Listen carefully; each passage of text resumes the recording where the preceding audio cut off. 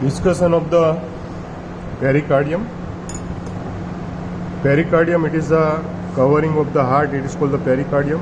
Basically, two layer of the pericardium. The outer layer, it is the top and thick. It is called the fibrous pericardium. And the inner layer, it is called the serous pericardium. Serous layer, it have again two layers. The inner to this fibrous layer, along with it is adherent to it. It is called the parietal layer of the pericardium, and the outer to the heart itself covering, it is called the visceral pericardium.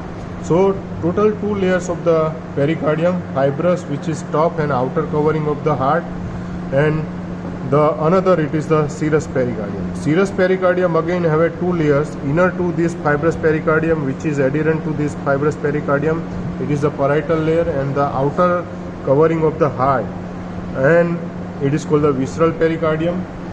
So the function of the pericardium, mainly this pericardium which protect the heart, it is act as a shock absorption, restrict the excessive movement of the heart, prevent the over expansion of the heart when the blood volume increase, prevent the thickening of the great vessels, minimize the frictions between the heart and surrounding structure, and it is mechanical barrier to prevent the infection either from heart to the other organs or other organs to the heart. So now we will discuss about the development. The pericardium can be better explained by the development.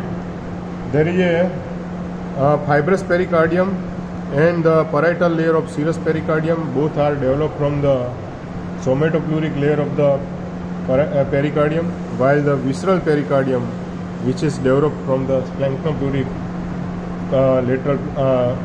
splanchnopluric layer of the intraembryonic mesoderms. So now we will discuss about the fibrous pericardium. It is a conical in shape, has a apex and the base. Lower one is the base and apex. Apex is directed above and blend with the great vessels of the heart, mainly the aorta and pulmonary trunks, and also there is a superior vena cava and pulmonary veins. Base, which is broad and fused with the central tendon of the diaphragm, so it is fused with the central tendon of the diaphragm, and it is fused. Anteriorly, the fibrous pericardium, which is connected with the sternum by the two sternopericardial ligaments. Posteriorly, it is related with the two principal bronchi. I will just reflect, and you can see these are the right principal bronchi and this is the left principal bronchi. And on each side, it is related with the mediastinal pleura. Here, both the sides, there is a covering of the, it is related with the mediastinal pleura. So this is about to the fibrous pericardium. The serous pericardium, it is a thin double layer, and it has a lined by the simple squamous epithelium. It is called the mesothelium. It is lined by the simple squamous epithelium. It is the mesothelium. And the parietal layer, which is the outer layer, which is inner to the fibrous layer, it is the parietal layer, and the visceral layer, which is outer to the heart itself.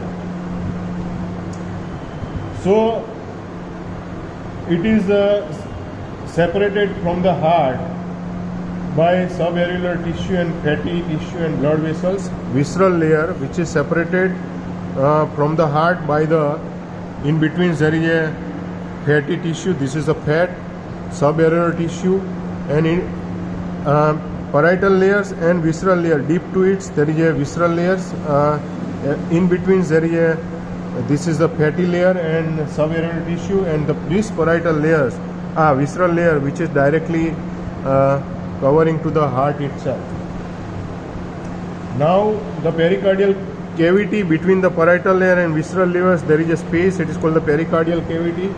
It is the potential space, and it there is a normally small amount of the fluid which is lies. It is called the pericardial fluid. It is 15 to 20 ml. And the content of the pericardium, mainly the heart, ascending aorta,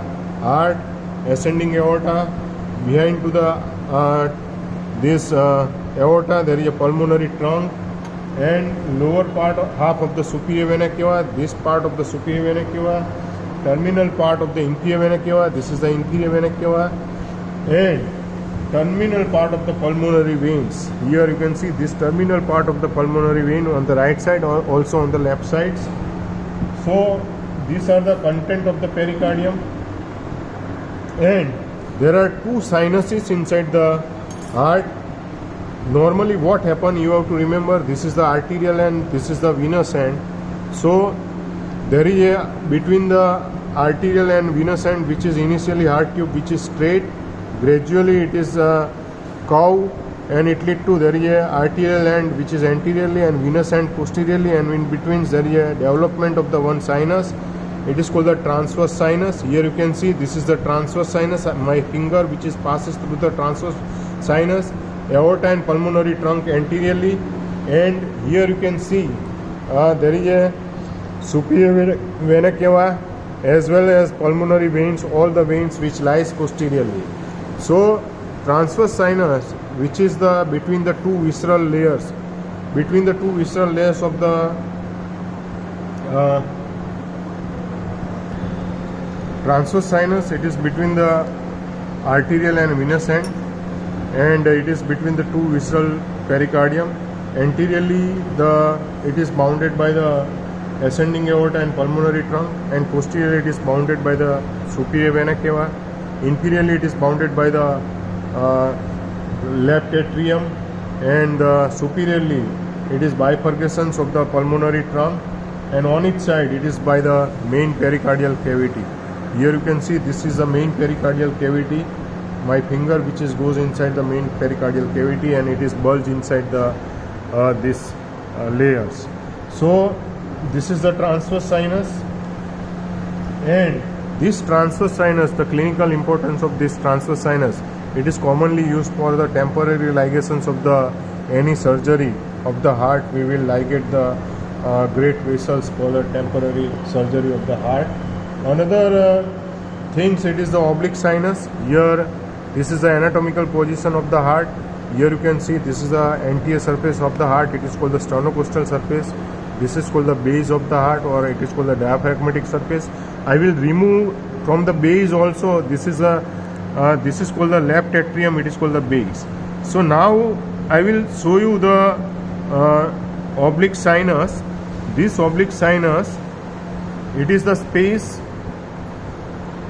between the parietal and visceral layer. Here you can see this is a space between the parietal layer and visceral layers. I have just you have to remember it lies on the posterior aspect. It is also called the cul-de-sac. On the right side it is bounded by the right pulmonary vein, left side it is bounded by the left pulmonary veins, and anteriorly it is bounded by the left atrium. Here I will insert the finger from the pulmonary vein. You can see there is a left wall of the left atrium. So anteriorly by the left atrium, it is my both the finger which is separated. In between there is a anterior wall of the left atrium, and I will just cut this sinus, and I will show you the anterior boundary of the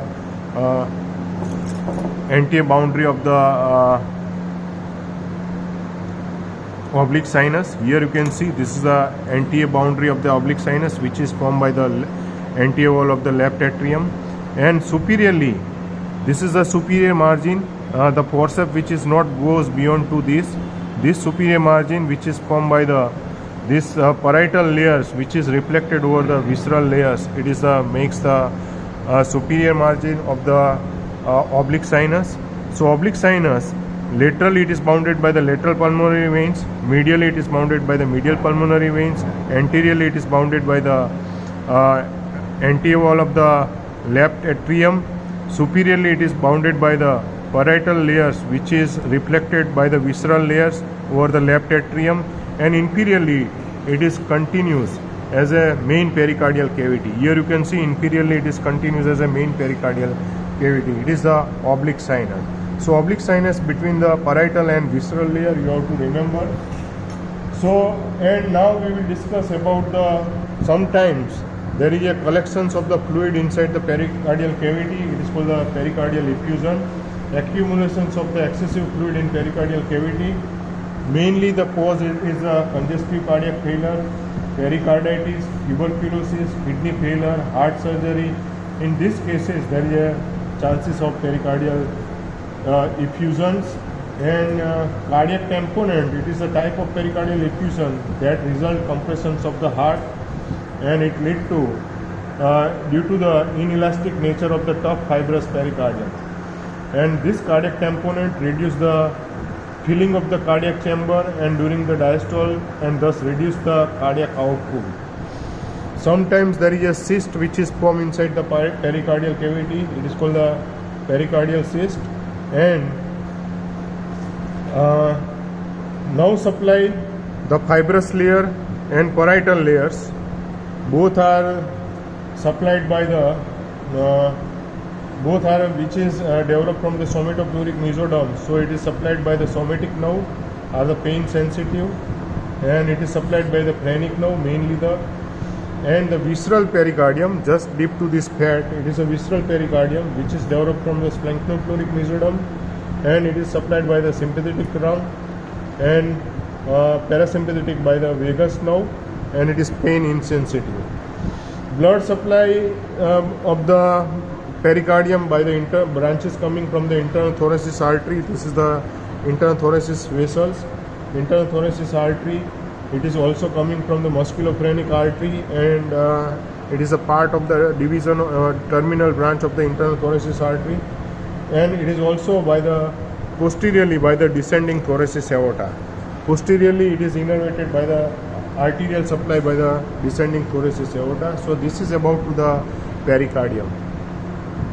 Hope you will enjoy the pericardium. Thank you.